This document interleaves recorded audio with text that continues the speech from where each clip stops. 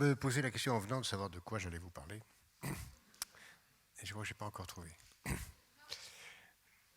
En fait, je me méfie beaucoup de ces réunions sur un thème donné qui donne le sentiment que nous devons tous penser de la même façon. Et lorsqu'on me demande de penser à quelque chose, en général, j'ai, comme chacun d'entre nous, surtout les enfants, et j'espère que vous êtes tous restés des enfants, un esprit de contradiction qui m'amène à dire, après tout, c'est peut-être le contraire qui est vrai. Donc, quand on m'a demandé, à mon ami qui a eu la gentillesse de m'inviter ici, et que je félicite d'avoir organisé cette réunion, de parler de l'importance de l'entreprise, de se débrouiller dans l'entreprise, j'ai pensé, bien sûr, je pourrais vous parler de la France, où il est si difficile de créer une entreprise, et où il est si difficile de se battre contre les rentes, et où on est pris dans toute une série de contraintes qui rendent les choses fiscalement, juridiquement, légalement impossibles. Je pourrais aussi vous parler de ce que je fais avec Planète Finance, où nous aidons des millions de gens à travers le monde à créer leurs entreprises, des femmes au Maroc, des gamins des rues au Pérou, des gamins dans les quartiers en France, et où on voit un extraordinaire potentiel de création d'entreprises qui se développe et une volonté de faire. Mais je ne sais pas pourquoi, en venant, je me suis dit, mais tout ça, ça me fait penser à un film ou une série télé, Mad Men, vous connaissez ? J'ai pensé, je me suis dit, pourquoi ça me fait penser à Mad Men ? Ça me fait penser à Mad Men parce que c'est un petit peu comme si nous étions en train aujourd'hui de développer l'idéologie américaine des années 60. Tout ce qu'on entend aujourd'hui, tout ce que je dis aujourd'hui, tout ce que vous avez entendu jusqu'à présent, tout ce que vous entendrez tout à l'heure, c'est l'idéologie américaine des années 60. Créez vos entreprises, développez-vous, ne faites pas confiance à l'État, soyez indépendants, gagnez votre argent tout seul, etc., etc. Oui, je suis d'accord. Oui, il faut le faire. Oui, je pense que la France a un retard fou et Mad Men est peut-être aujourd'hui d'actualité en France, même s'il est incroyablement anachronique dans le reste du monde. Oui, la création d'entreprises est bien mieux que la charité. Oui, se débrouiller, c'est beaucoup mieux que attendre une rente, une allocation, une subvention, un emploi hérité, une succession d'un père, aujourd'hui d'un grand-père plutôt, ou d'un arrière-grand-père, heureusement. Mais c'est peut-être suspect que d'avoir à penser ça. Suspect parce qu'au fond, quand on y réfléchit bien, ça amène à se dire, au fond, mais que veut-on me pousser à faire ? Entreprendre, très bien. Créer des richesses, très bien. Créer de la valeur, très bien.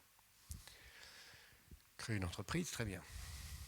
Mais ça correspond à quoi ? Ça correspond au fond à ce que dans nos sociétés, de plus en plus, nous sommes poussés à accepter comme une idéologie volontariste un individualisme narcissique, autiste et marchand. Où chacun d'entre nous ne seront plus volontairement que des individus juxtaposés qui seront égoïstement chargés de faire leur bonheur, point final. Enfin, leur bonheur réduit à l'accumulation de richesses marchandes.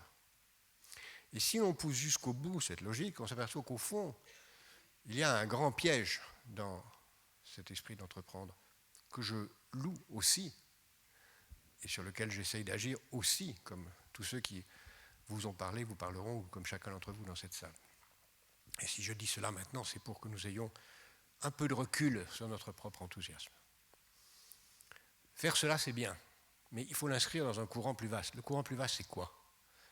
C'est une idéologie qui est en train de se développer à l'échelle de la planète, dans laquelle progressivement on est en train de voir se défaire les États, se défaire les solidarités, se défaire l'altruisme, se défaire l'ensemble de ce qui crée des collectivités sans qu'aucune d'autre ne naisse, et dans lequel chacun d'entre nous est non seulement de plus en plus appelé à se débrouiller tout seul, parce que les États disparaissent, parce qu'aucune autre structure collective ne vient de remplacer, mais parce que de plus en plus même au-delà de cela, de moins en moins de limites sont mises à savoir ce qui va être marchand.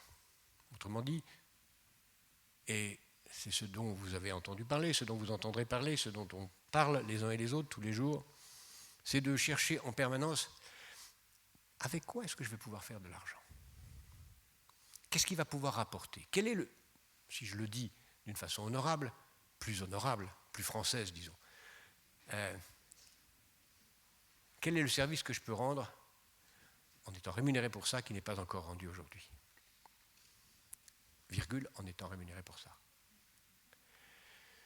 Et si on pousse plus loin le raisonnement, on s'aperçoit qu'aujourd'hui, nous sommes entrés dans une logique où cet individualisme qui va de plus en plus être amené à idéologiquement remplacer les structures collectives qui sont en train de disparaître par une globalisation sans règles, va pousser à marchandiser à peu près tout et n'importe quoi.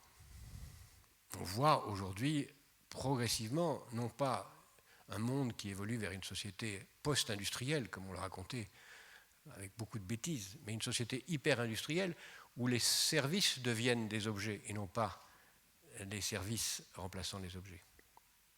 On l'a dit tout à l'heure, le corps lui-même devient un objet de prothèse. Les relations entre les objets deviennent des objets qui se parlent, les objets parlent, et comme l'a montré un très joli film récemment, les objets parlent et les hommes parlent aux objets dans leur solitude, considérant les objets comme des équivalents des hommes, parce que les hommes eux-mêmes se transforment en objets. Et cette équivalence, c'est celle-là. Alors il faut bien sûr entreprendre, bien sûr savoir que le marché est en train de l'emporter, bien sûr s'y inscrire, mais pas comme Fabrice dans Waterloo. S'y inscrire en se posant la question de savoir, mais entreprendre quoi? Entreprendre pourquoi? Qu'est-ce qui est important à entreprendre? Quelle est la chose la plus importante que je dois entreprendre? Est-ce que c'est créer de la valeur? Peut-être, ça peut être utile. Mais la chose la plus importante à entreprendre, me semble-t-il, tout simplement, c'est notre propre vie. La première entreprise que nous avons à gérer, c'est notre vie.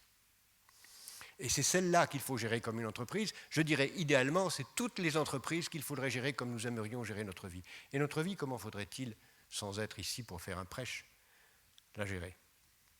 Nous avons deux choix. Soit nous gérons notre vie comme une entreprise et nous la consacrons à gagner le maximum de richesses pour créer les conditions d'une vie matérielle la plus heureuse possible. Ou nous considérons que notre vie n'a de sens que si elle est une œuvre d'art. Une œuvre d'art.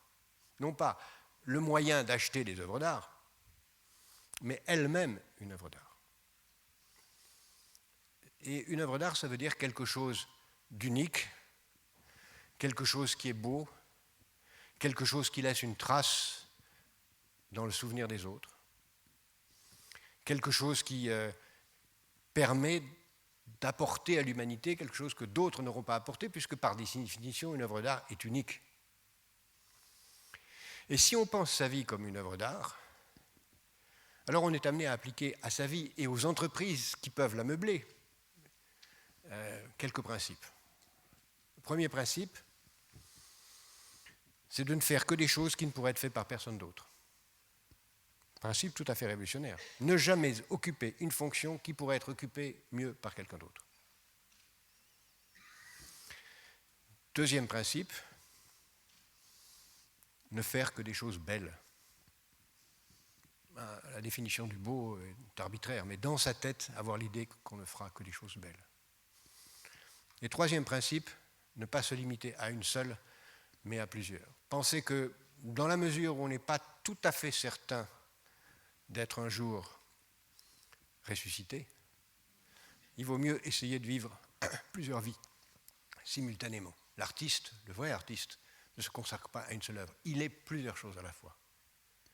Il est artiste individuel, il est artiste dans un ensemble.